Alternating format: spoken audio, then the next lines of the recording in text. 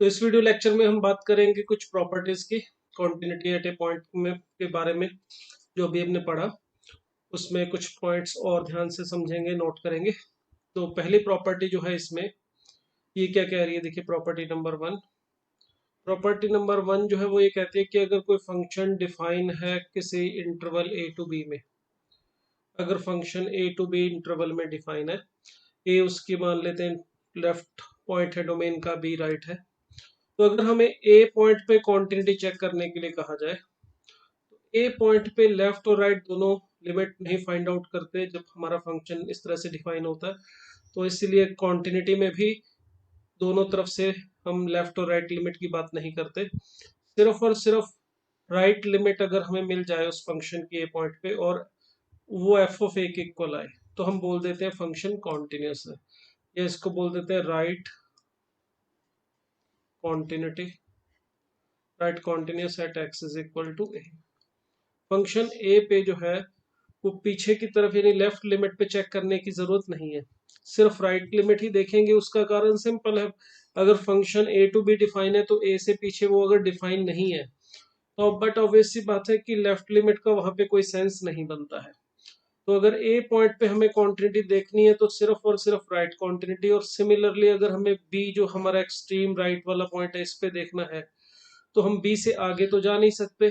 तो बी पे हम सिर्फ और सिर्फ हमारी लेफ्ट लिमिट देख लेंगे, अगर ये एग्जिस्ट करती है तो हम बोल देंगे, और वो एफ ऑफ बी के इक्वल भी आ रही है तो फंक्शन को हम बी पे कॉन्टिन्यूस बोल देंगे। बी पे राइट लिमिट की बात करने की यहाँ पे जरूरत नहीं है। जैसे लिमिट में बात की थी वही सेम चीज हमारी कॉन्टिन्यूटी में भी एप्लीकेबल होती है।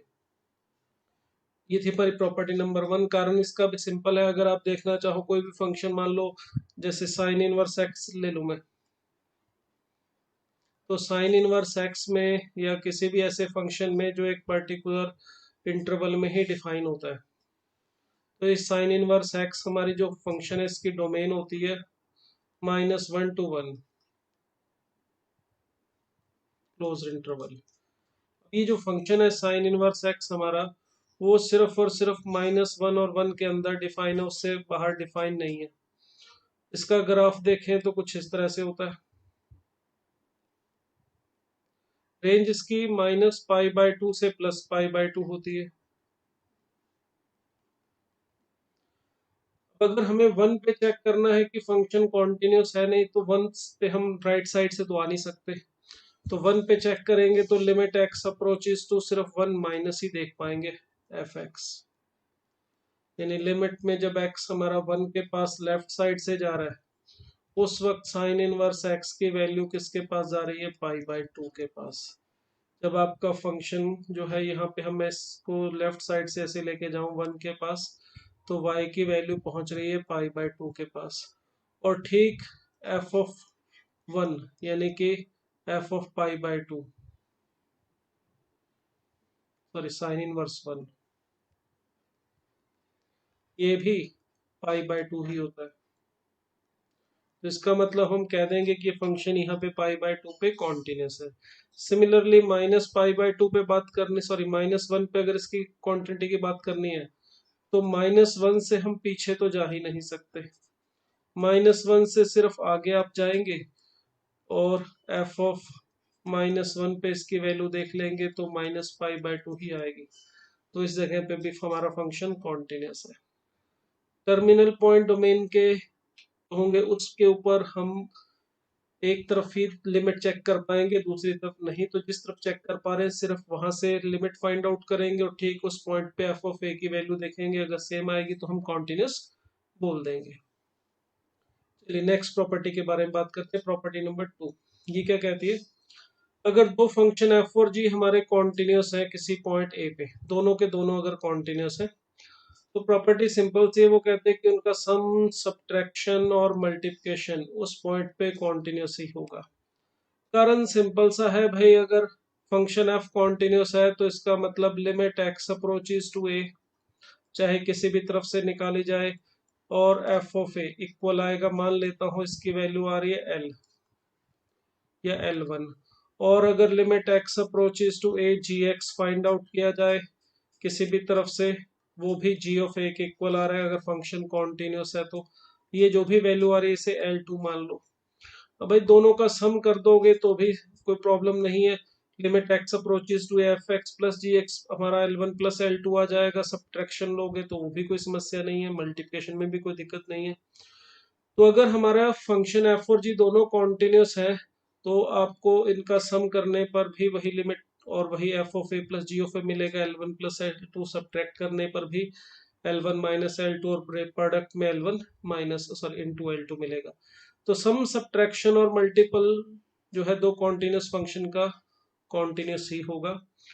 रेशो के बारे में बस इतना सा ध्यान रखना है कि ये जो हमारा जी ऑफ ए है L2 वो जीरो नहीं होना चाहिए, क्योंकि जब हम एफ एक्स अपॉन जी एक्स पे बात करेंगे तो इसको अगर मैं एच एक्स मानूं तो इसमें प्रॉब्लम आएगी। अगर हमारा एच ऑफ ए जब हम फाइंड आउट करने जाएंगे उस वक्त अगर जी ऑफ ए जीरो बन जाता है तो f of a upon g of a आएगा।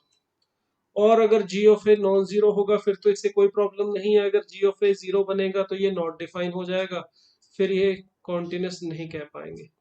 तो इसलिए इसको कॉन्टिन्यूस बोलने के लिए हमारा जो जी ऑफ ए है वो नॉन जीरो होना चाहिए, फिर कोई समस्या नहीं है। आपकी जो लिमिट है इसकी अगर ढूंढोगे एक्स अप्रोचेस टू ए पर, वो हमें सिंपल L1 बाई L2 मिलेगी और ये भी L1 बाई L2।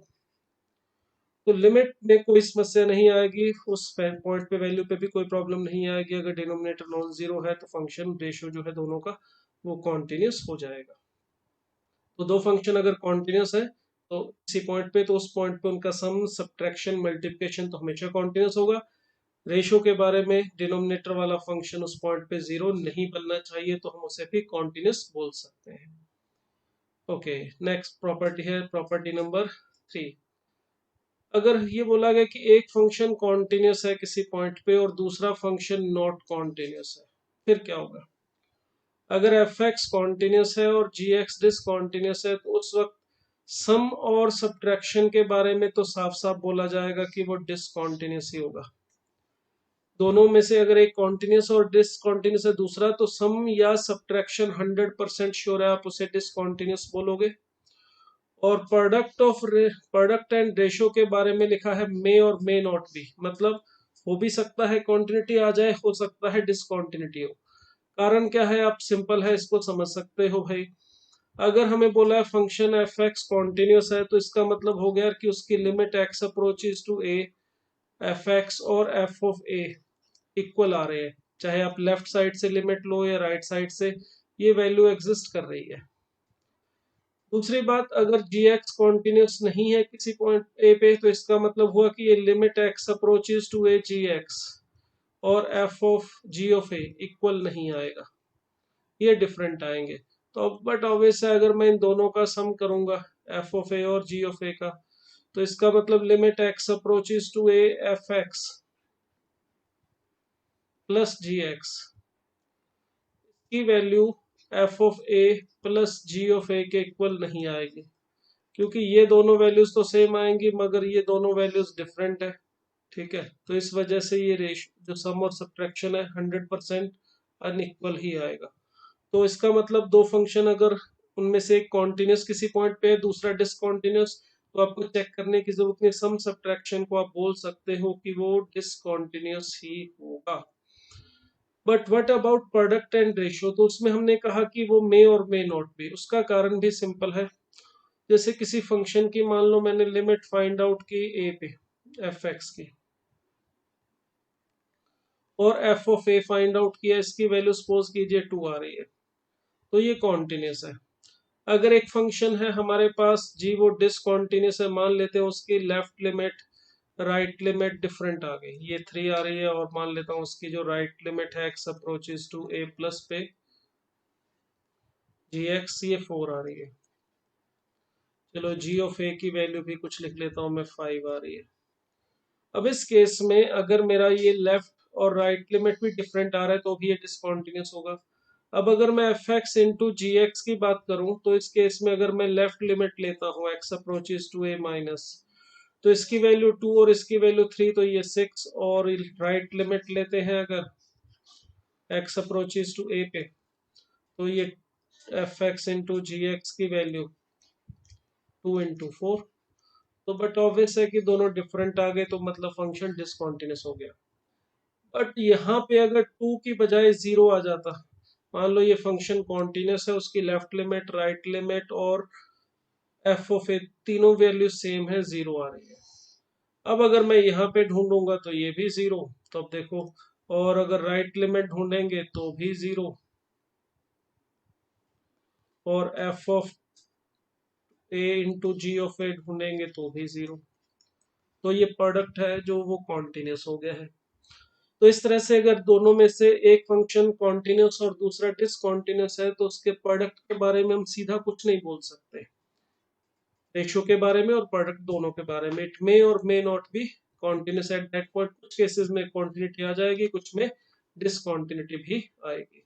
ठीक है, तो ये था अगर केस हम मेरा दोनों फंक्शन में से एक कॉन्टिन्यूस है ए पे और दूसरा डिसकॉन्टिन्यूस है। नेक्स्ट प्रॉपर्टी जो है वो ये कहती है कि अगर दोनों के दोनों ही फंक्शन ए पे डिसकॉन्टिन्यूस हो, f x and g x both are discontinuous at x is equal to a, उस केस में रूल क्या कहता है? उस केस में पहली बात तो ये है कि दोनों का सम, सब्ट्रैक्शन, मल्टीप्लिकेशन और डिवीजन, इन चारों के बारे में कोई सीधी स्टेटमेंट नहीं बताई जा सकती कि ये कॉन्टिन्यूस होंगे या डिसकॉन्टिन्यूस।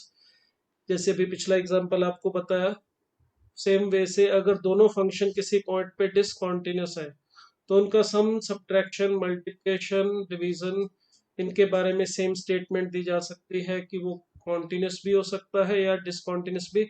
वो फंक्शन के ऊपर डिपेंड करेगा, उस पॉइंट के ऊपर डिपेंड करेगा, ए के ऊपर। कुछ केसेस में कॉन्टिन्यूटी आएगी, कुछ केसेस में डिसकॉन्टिन्यूटी भी आ सकती है। जैसे एक एग्जांपल लेता हूं मैं, एफ एक्स मान लो मैंने ले लिया signum function of x power 2/3, और जी एक्स चलिए मान लेता हूं मैं बॉक्स ऑफ ग्रेटेस्ट इंटीजर है ये cos of x square upon x square plus 1। ठीक है, ये हमें दो फंक्शन दिए हैं। ठीक, अब इसमें जीरो पे हमें चेक करना है कि ये कॉन्टिन्यूस है या discontinuous at x is equal to zero.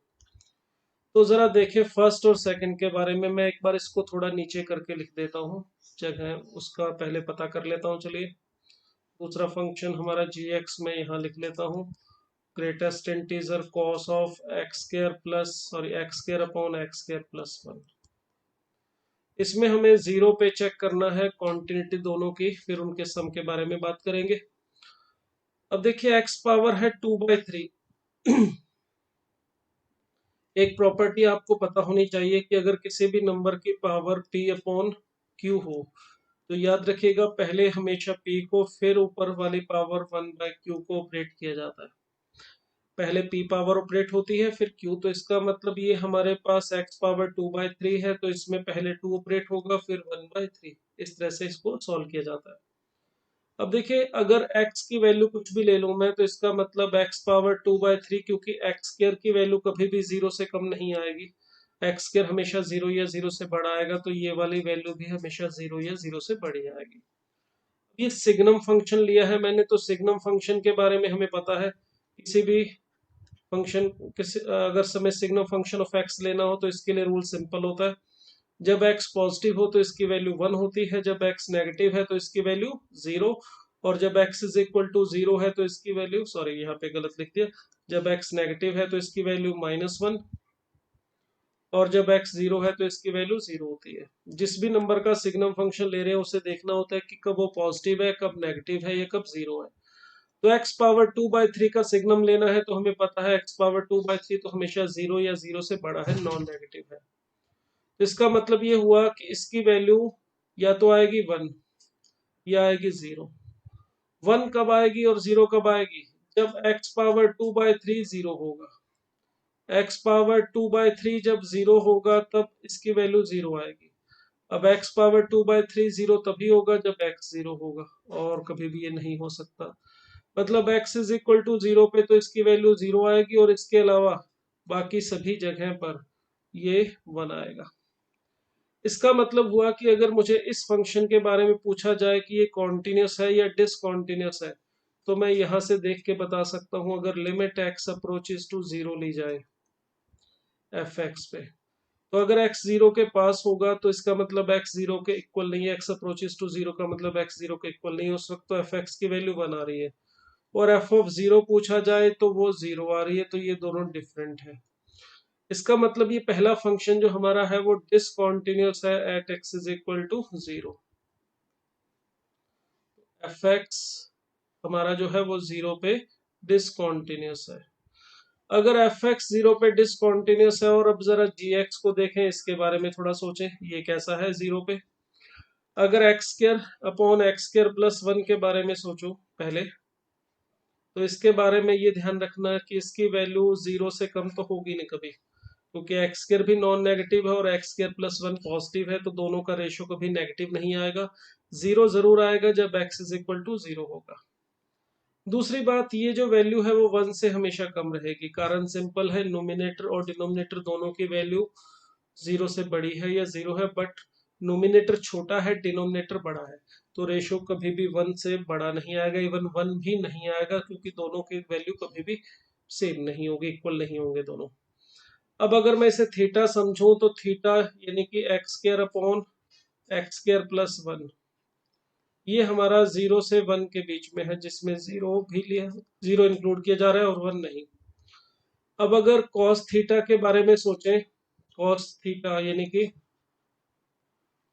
cos of x square upon x square plus 1, इसकी वैल्यू कहाँ से कहाँ तक जाएगी, पहले इसके बारे में सोचेंगे फिर इसका ग्रेटेस्ट इंटीजर। हमें cos x का जो ग्राफ है वो पता है किस तरह से बनता है, तो ये cos x का कुछ ग्राफ इस तरह से बनता है। यहाँ पे पॉइंट होता है π/2 और ये होता है -π/2। 1 यहाँ पर आएगा π/2 से जस्ट पहले। 0 से लेके अगर हम 1 के बीच में बात करें, 0 से 1 का मतलब इस टुकड़े में, अगर थीटा हमारा 0 से लेके 1 के बीच में है, 0 हो सकता है और 1 नहीं, तो इस जगह पे देखो, और इस जगह पे अगर हम इसके ग्राफ का इस हिस्से को ऑब्जर्व करें, इस टुकड़े को, इस पॉइंट, तो इस वाले हिस्से में अगर थीटा की वैल्यू 0 से लेके 1 के बीच में जा रही है, तो cos थीटा की वैल्यू मैक्सिमम हो रही है 1 और मिनिमम होगी cos ऑफ 1, जो कि पॉजिटिव नंबर होगा। cos थीटा अगर 0 से 1 के बीच में है तो हमें पूछा गया है इसका बॉक्स, ये cos थीटा का मतलब हो गया cos of x square upon x square plus 1। इसकी जो वैल्यू है वो मिनिमम आ रही है cos 1, यहाँ पे आएगी cos 1, ये वाली वैल्यू होगी, और मैक्सिमम आ रही है 1, ये वाला पॉइंट 0,1 होता है, तो ये मैक्सिमम 1 आ रही है, मगर 1 भी मिल सकती है जब x 0 होगा। तो cos of x square upon x square plus 1, अगर हम इसके ग्रेटेस्ट इंटीजर की बात करें जो कि हमारा gx है, तो इसकी वैल्यू क्या आएगी। अगर x इज इक्वल टू 0 लिया जाए तो ये cos 0 बनेगा, cos 0 होगा एग्जैक्टली 1, तो इसका बॉक्स जो होगा वो भी आ जाएगा एग्जैक्टली 1। बट जब x 0 नहीं है, x is not equal to 0 है, उस केस में इसकी वैल्यू देखिए, cos X square upon X square plus 1 की वैल्यू 1 और 0 के बीच में रहेगी, यहां से भी देख सकते हैं। अगर ये वैल्यू 0 से 1 के बीच में रहेगी तो इसका ग्रेटेस्ट इंटीजर लेके आएगा 0। तो देखिए, हमने जो दोनों फंक्शन थे उसके बारे में बात की, तो ये पहला फंक्शन था, ये दूसरा फंक्शन था। मैं इन दोनों की वैल्यू नेक्स्ट पेज पे लिख देता हूं। हमारे पास पहला जो फंक्शन था एफ एक्स, वो था सिग्नम फंक्शन ऑफ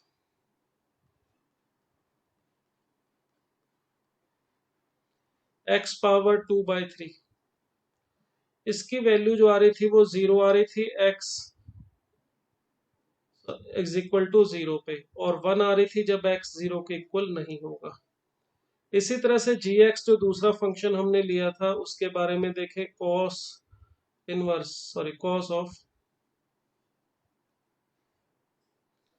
यहाँ पे मैंने इसको लिखा था तो शायद मेरे उसमें यहाँ पे पीछे आ रहा होगा, आपको दिखाई नहीं दे रहा होगा, तो मैं इसको दोबारा लिख देता हूँ। cos of x square upon X square plus 1, इसकी बॉक्स लेके जो वैल्यू आ रही थी, ये आ रही थी जब x square upon X square plus 1 की वैल्यू 0 होगी, यानी x इज इक्वल टू 0 पर तब ये 1 आ रहा है, और उसके अलावा बाकी सभी जगह पर इसकी वैल्यू 0 आ रही है। अब देखो f x and g x both are continuous discontinuous at x is equal to 0। But अगर मैं एफ एक्स प्लस जी एक्स फाइंड आउट करूं, नया फंक्शन उनको मान लेता हूं मैं h x is equal to F x plus ji x, तो इसकी वैल्यू फाइंड आउट करें तो देखो जब x 0 के इक्वल होगा तो एफ एक्स की वैल्यू है 0 और जी एक्स की वैल्यू है 1, तो यानी 1 आएगा। और जब x नॉट इक्वल टू 0 है तो फर्स्ट वाले फंक्शन की वैल्यू 1 और सेकंड वाले की वैल्यू 0, तो 1 आएगा। इसका मतलब ये जो फंक्शन है वो f x is equal to x होगा for all x belongs to R. मतलब ये जो सम ऑफ फंक्शन दोनों का सम आ रहा है, इसकी वैल्यू एच एक्स की वैल्यू हमें एक्स मिल रही है हमेशा for all x. H x is equal to x का मतलब हो गया, अगर हम इसके ग्राफ के बारे में सोचें तो h x is equal to x का मतलब हुआ simple straight line y is equal to x, जो कि इस तरह से बनेगी। तो ये हमारा एच एक्स है, तो ये एवरीवेयर कॉन्टिन्यूस है, 0 पे भी ये कॉन्टिन्यूस ही है। तो इसका मतलब देखिए दोनों फंक्शन अगर डिसकॉन्टिन्यूस है तो उनका सम जो है वो कॉन्टिन्यूस भी हो सकता है और डिसकॉन्टिन्यूस भी हो सकता है। इस केस में कॉन्टिन्यूस आ रहा है तो मतलब हमेशा नहीं कॉन्टिन्यूस होगा, कुछ केसेस में डिसकॉन्टिन्यूस भी होगा। अगर यहाँ 0 की बजाय कुछ और वैल्यू आ जाती फिर हो सकता है दोनों का सम डिफरेंट डिसकॉन्टिन्यूस हो जाता। तो सेम वे से प्रोडक्ट रेशियो के बारे में भी सेम स्टेटमेंट है, अगर दोनों फंक्शन हमारे डिसकॉन्टिन्यूस है किसी पॉइंट पे तो उनका सम सब्ट्रैक्शन मल्टीप्लिकेशन और डिवीजन मे और मे नॉट बी कॉन्टिन्यूस, हो भी सकता है और नहीं भी। और इसमें एक प्रॉपर्टी मैंने आपको और बोली ये वाली इसके साथ, अगर एफ एक्स और जी एक्स दोनों के दोनों डिसकॉन्टिन्यूस है तो ये बात और बोली गई है कि at most one of f x plus ji x and f x minus g x will be continuous at x is equal to a. इसका क्या मतलब निकलता है, अगर दोनों के दोनों उस पॉइंट पे डिसकॉन्टिन्यूस है ए पे, तो पहली बात तो प्रॉपर्टी तो ये कहते हैं कि सम और सब्ट्रैक्शन के बारे में कुछ नहीं बोला जा सकता, वो कॉन्टिन्यूस भी हो सकते हैं और डिसकॉन्टिन्यूस भी हो सकते हैं। मगर इसके साथ साथ दूसरी बात अब सेकंड प्रॉपर्टी में ये ऐड की जा रही है, इसके फोर्थ के सेकंड पार्ट में ये ऐड की जा रही है कि f x plus ji x and f x minus g x दोनों एक साथ कॉन्टिन्यूस नहीं हो सकते। या तो दोनों उस पॉइंट पे अगर डिसकॉन्टिन्यूस है तो दोनों का जो सम है एफ एक्स प्लस जी x F x minus g x दोनों के दोनों डिसकॉन्टिन्यूस होंगे, या फिर संभावना ये है कि सम और डिफरेंस में से एक कॉन्टिन्यूस होगा दूसरा डिसकॉन्टिन्यूस होगा, दोनों एक साथ कॉन्टिन्यूस नहीं हो सकते। इसका कारण क्या है वो भी समझ लेते हैं। देखिए अगर मान लो एफ एक्स डिसकॉन्टिन्यूस है या f x and g x या g x and f x are discontinuous at x is equal to a, ये दिया हुआ है। तो मैंने आपको बोला हुआ है कि एफ एक्स प्लस जी एक्स और F x minus g x ये दोनों इस पॉइंट पे कॉन्टिन्यूस नहीं हो सकते। तो इसको प्रूव करने के लिए चलिए मैं एक कॉन्ट्रडिक्शन मेथड यूज करता हूँ। मान लेते हैं ये एच एक्स है और इसको चलो फाइव एक्स लिख देता हूँ मैं, दोनों का जो डिफरेंस है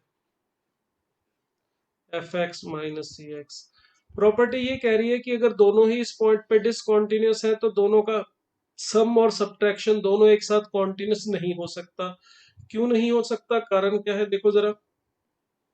इफ पॉसिबल, चलो मान लेता हूं इफ पॉसिबल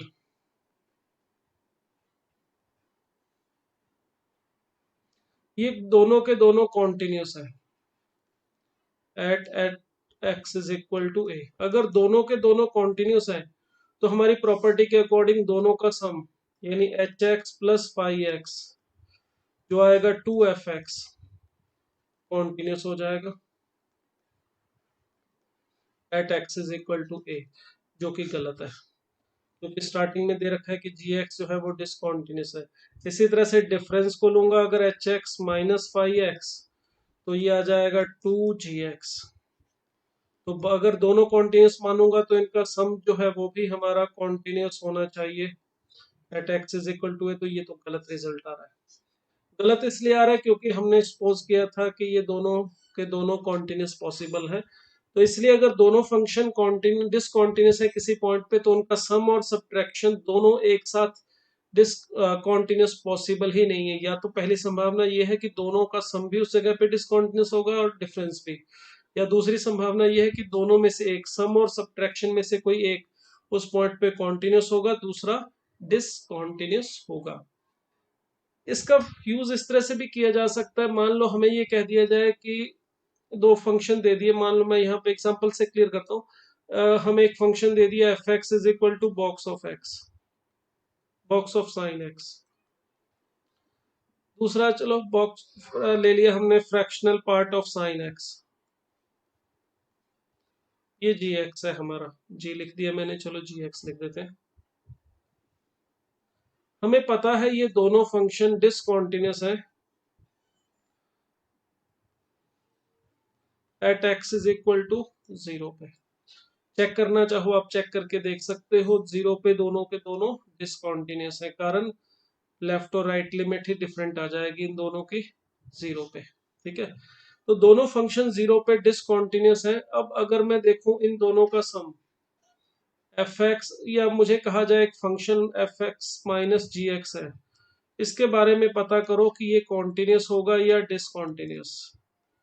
यानी box of sine x plus sign x, ये 0 पे ये फ्रैक्शनल पार्ट है, बॉक्स है दोनों, ये ग्रेटेस्ट इंटीजर फंक्शन है, और यहां पर ये फ्रैक्शनल पार्ट ऑफ एक्स है। अब अगर हमें ये चीज पूछी जाए, यहाँ पे सॉरी बीच में माइनस का साइन है, ये पूछा जाए कि ये बताओ भाई ये फंक्शन डिसकॉन्टिन्यूस होगा या continuous at x is equal to 0। तो इसके लिए देखिए, मैं अगर इन दोनों का डिफरेंस पता करना चाहता हूँ कि कैसा होगा, एक तो तरीका ये है कि 0 पे लेफ्ट लिमिट, राइट लिमिट और एच ऑफ 0 ढूंढ ले, उससे पता चल जाएगा। दूसरा आसान तरीका, अगर मैं इन दोनों का सम लेता हूं, five x is equal to F x plus ji x, जो कि होगा box of sine x plus fractional part of sine x, जिसे हम लिख सकते हैं साइन एक्स, कारण box of x plus fractional part of x जो है वो हमारा एक्स होता है। अब हमें साइन एक्स के बारे में पता है कि ये कॉन्टिन्यूस होता है at x is equal to 0। Sine x के ग्राफ से हम बता सकते हैं कि ये 0 पे कॉन्टिन्यूस है, इस पे 0 पे कोई डाउट नहीं है, कोई ब्रेक नहीं आ रहा। अब दोनों फंक्शन इस पॉइंट पे डिसकॉन्टिन्यूस थे, और दोनों का जो सम है वो हमने पता कर लिया है कि इस पॉइंट पे कॉन्टिन्यूस है। तो हम 100% गारंटी के साथ बोल सकते हैं कि जो डिफरेंस होगा ये डिसकॉन्टिन्यूस ही होगा at x is equal to 0। बिना चेक किए हम इसको सीधा सीधा बता सकते हैं, क्योंकि अभी जो प्रॉपर्टी बताई है उसके अकॉर्डिंग अगर दोनों फंक्शन किसी पॉइंट पे डिसकॉन्टिन्यूस है, तो सम और सब्ट्रैक्शन में से ज्यादा एक ही कॉन्टिन्यूस हो सकता है, और इस केस में अगर सम उस पॉइंट पे कॉन्टिन्यूस आ रहा है तो डिफरेंस कभी नहीं हो सकता, डिफरेंस 100% श्योर है, उस पॉइंट पे डिसकॉन्टिन्यूस ही होगा। चलिए यहाँ तक ही हमारी प्रॉपर्टीज हुई।